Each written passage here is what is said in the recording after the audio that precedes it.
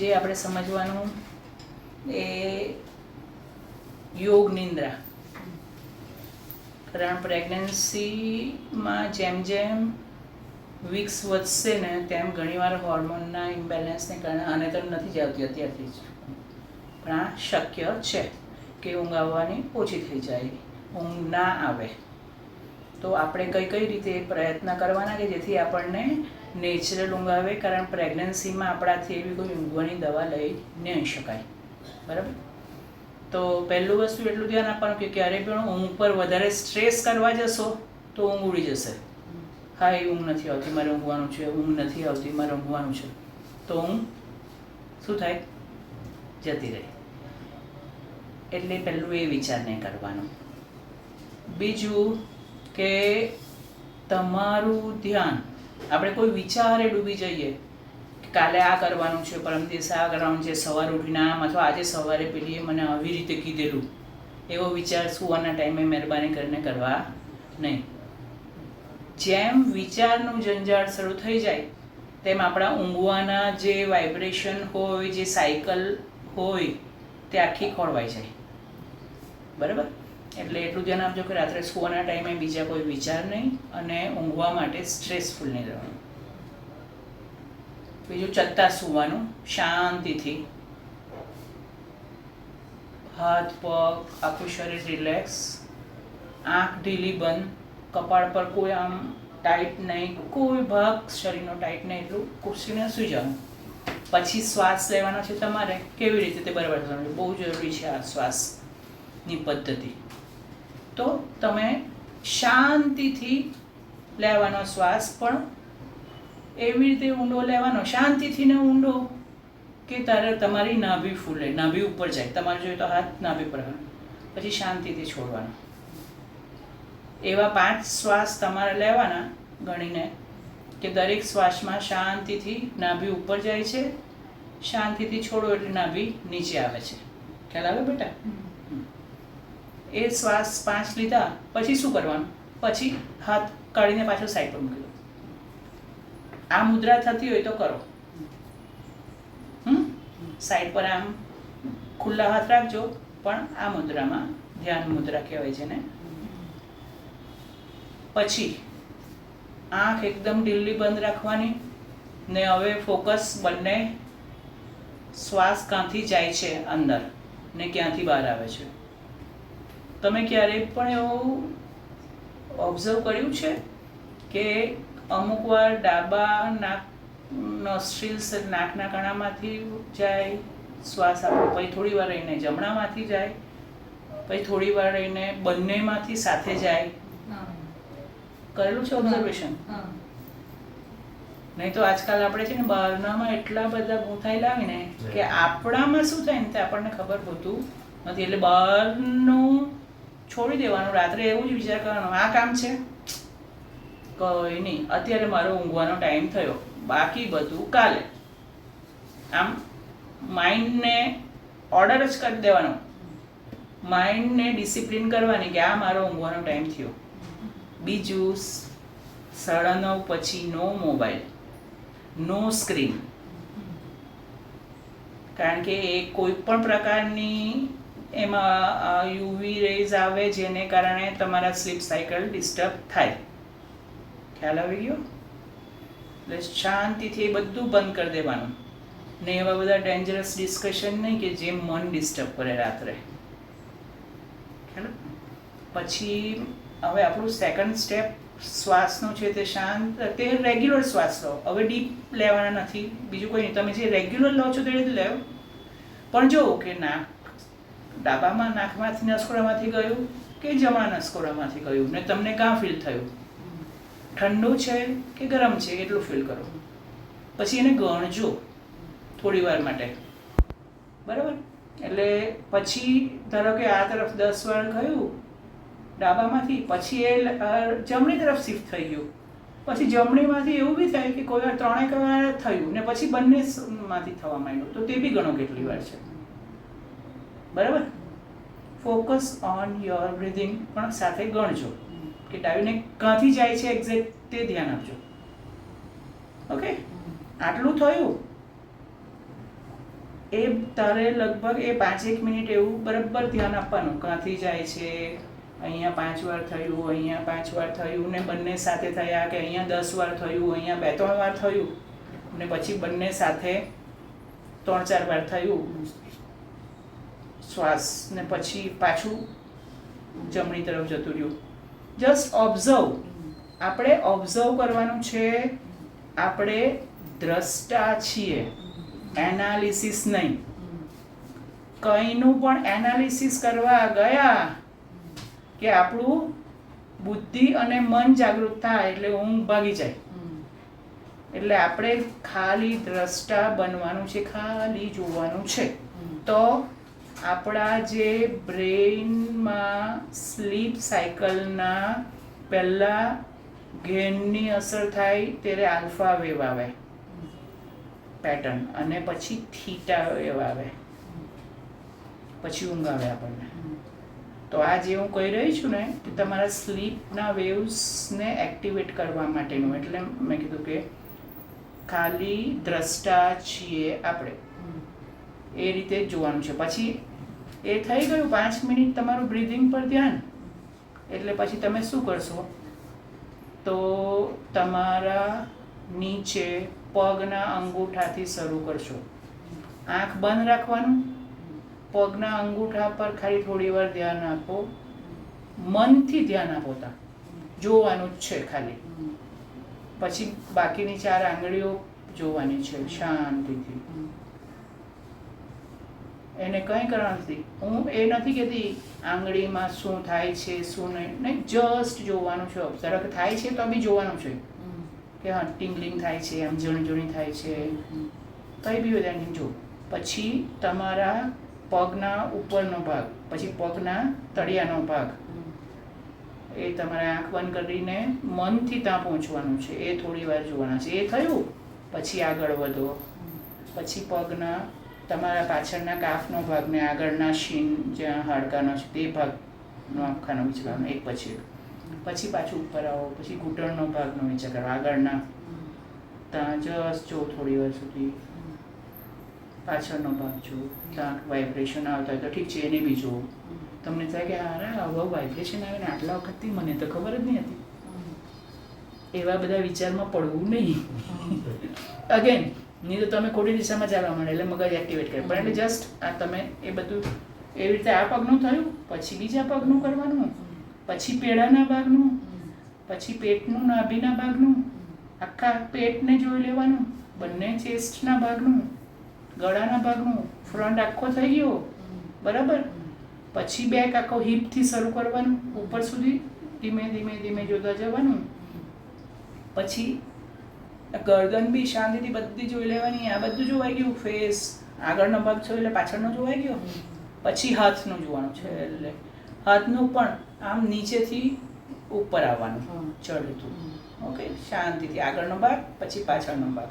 પાછળનો ભાગ એવું ફીલ કરવાનો કે તમારો કેવી રીતે ટચ થયેલો છે, બસ ખાલી તે ફીલ કરવાનું.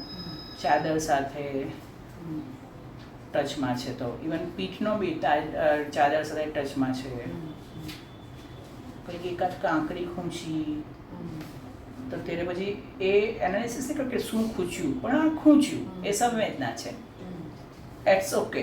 ત્યારે વિચાર નહીં કરે આ હું પૂછતું છે મને, એના પર ડિસ્કશન. બરાબર. તને કહું આવી રીતે શાંતિથી અને બધું રિલેક્સ રાખવાનું. બરાબર. થોડી વારમાં તમે ક્યાં સૂઈ જશો તમને ખબર જ નહીં પડશે. ઓકે, આને કહેવાય યોગ નિંદ્રા. જોઈએ તો હું એવું બી કહું કે માઇન્ડને ટ્રાન્ક્વિલાઇઝર એટલે કે ઊંઘ આવે એવી મેડિસિનને ને મન શાંત કરે એવી મેડિસિનને ટ્રાન્ક્વિલાઇઝર કહેવાય. તો મેં તમને શરૂઆત કરવા કીધી કે નાભી ફૂલે ને આ કરે, એના પહેલાં ઇવન તમે 5 ઓમકાર પણ કરી શકો. એકદમ ટ્રાન્ક્વિલાઇઝર એટલે મન આમ એટલું શાંત થઈ જાય. પણ એમાં ઓમકારની રીત છે કે તમે શાંતિથી ઉતાવળ વગર નાભી ફૂલે એવું ને વ્યવસ્થિત શ્વાસ લીધો, પછી ઓમ કેવી રીતે બોલવાનું છે તે બરાબર. શ્વાસ આખો લઈ લીધા પછી ઓમ બોલવાનું છે. ઓ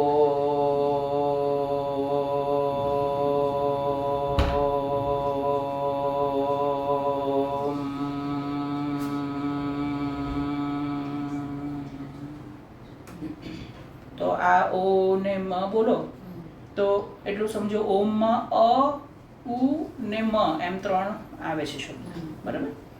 તો ઓ બોલો તે ગ્રોસલી, એમ તો કંઈ ઘડિયાળ મૂકીને નથી જોવાનું, પણ 2/3 ટાઈમ બોલાય અને એ 1/3 ટાઈમ બોલાય. ત્રીજા ભાગનો ટાઈમ પણ અત્યારે બી તમારે, ચલો હું કહું તે પ્રમાણે ફીલ કરો તમે. શ્વાસે ભાઈ ઓ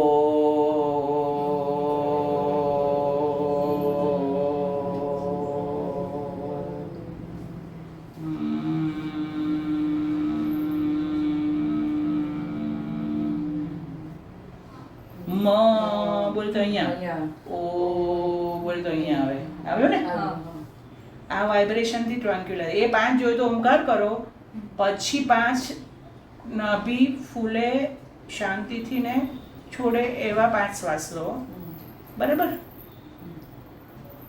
અને પછી 5 મિનિટ તમારા શ્વાસ પર, નાક પર ધ્યાન આપો ને પછી બોડી રિલેક્સ કરીને બધા ભાગ ખાલી જોવાના, ફક્ત દ્રષ્ટા બનવાનું. આમાં જો આપણું મગજ છે ને મજાનું સ્કૂલમાં પહોંચી જાય, સાસુ પાસે પહોંચી જાય, નણંદ પાસે પહોંચી જાય, ફરવા પહોંચી જાય તો કંઈ વાંધો નહીં, એમાં ટેન્શન જ લેવાનું. પાછું લઈ આવવાનું કે આપણે યોગ નિંદ્રા કરવાની છે, આવી જાઓ, કોઈ સ્ટ્રેસ નહીં. ગયું, ઇટ્સ ઓકે. શું કહેવાનું? ઇટ્સ ઓકે, ચાલો આવી જાઓ. કારણ કે મન ચંચળ છે. હવે અમે વર્ષોથી કરીએ તો અમને આખામાં કંઈ થાય નહીં, બીજા કોઈ વિચાર બી નહીં આવે. પણ જે તમે કદી કરતા નથી, બરાબર ને? હા, તો હવેથી શરૂ કરો. આનાથી બાળકને બી ફાયદો થાય, બરાબર. સારી ઊંઘ આવે ને તો બાળકનો ગ્રોથ સરસ થાય. ને જે લોકોને ઊંઘ નથી આવતી ને તે લોકોને બી આનાથી બહુ ફાયદો થાય. એ સિવાય બીજું એક જે પ્રેગ્નન્સીમાં ચાલી શકે, કે બધાને જ ચાલી શકે, જાયફળ. તમારું લગભગ નાની સાઇઝનું જાયફળ હોય તેના 4 ટુકડા કરવાના, ને 4 ટુકડામાંથી ચોથો ભાગ હોય ને તેનું બી અડધું કરી દેવાનું, એને બરાબર વાટી કાઢવાનું. દૂધ ગરમ કરવાનું, 1 કપ દૂધ, ખાંડ કે એવું કંઈ નહીં નાખવાનું, ને હલકું દૂધ ગરમ કરવાનું, વધારે નહીં.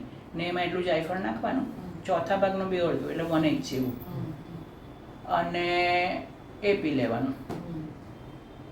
એ પણ સેફ છે, થોડા દિવસ ચાલે, અઠવાડિયું 10 દિવસ, એટલે તમારું સ્લીપ સાયકલ એડજસ્ટ થઈ જાય.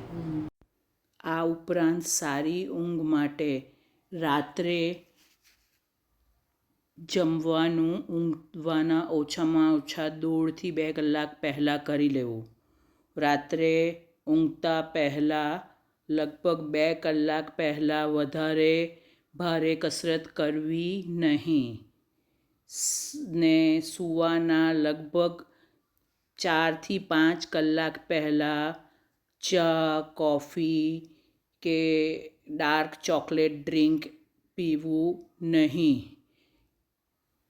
રોજ ઊંઘવા અને ઉઠવાનો સમય જાળવવો. આજુબાજુ અવાજ હોય તો નોઇઝ રિડ્યુસિંગ ઇયર પ્લગ કાનમાં લગાવી દેવા, જે ઘણા જ સસ્તા મળે છે. સૂવાના રૂમનું તાપમાન આપણા પ્રમાણે કમ્ફર્ટેબલ રાખવું. સૂવાના અડધા કલાક પહેલાંથી યલો લાઇટ ચાલુ કરી દેવી અને સફેદ લાઇટ બંધ કરવી. સૂવાના 1 કલાક પહેલાંથી જ બધી સ્ક્રીન બંધ કરવી, એટલે કે મોબાઈલ, લેપટોપ, ટીવી. બપોરે 1/4 કલાકથી વધારે સૂવું નહીં. હવે યુટ્યુબ પર ઘણા પ્રકારના ઊંઘ માટેના મ્યુઝિક તથા વાર્તાઓ આવે છે, જે સૂતી વખતે ચાલુ કરીને ઊંઘી જવું, જેનાથી પણ સારી ઊંઘ આવી જાય.